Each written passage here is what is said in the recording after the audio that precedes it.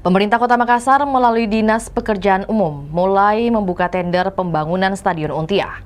Proyek strategis tersebut memiliki nilai pagu anggaran sebesar 350 miliar rupiah. Berdasarkan data pada laman layanan pengadaan secara elektronik atau LPSE, paket pekerjaan tersebut bernama belanja modal, bangunan gedung tempat olahraga, pembangunan Stadion Untia, tahun jamak atau proyek strategis dengan kode tender 10147253000.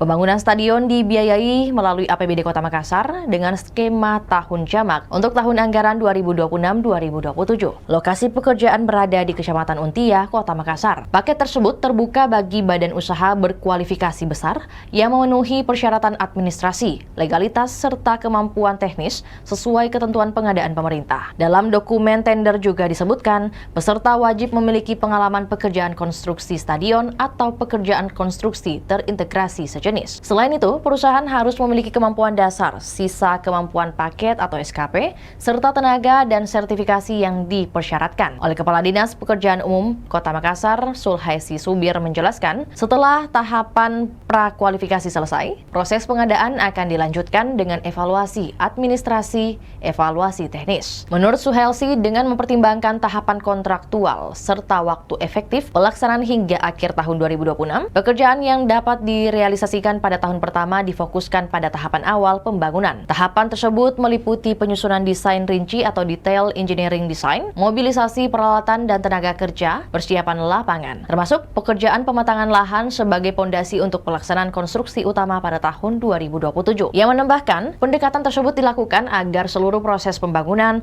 berjalan terencana, memenuhi aspek teknis, serta menghasilkan stadion yang berkualitas dan sesuai dengan standar. Pemerintah Kota Makassar optimistis pembangunan Stadion Untia akan menjadi tonggak penting dalam pengembangan infrastruktur olahraga di kota ini. Itulah tadi berita hot news kita pada hari ini. Saksikan berita hot news lainnya hanya di kanal YouTube dan Facebook Tribun Timur.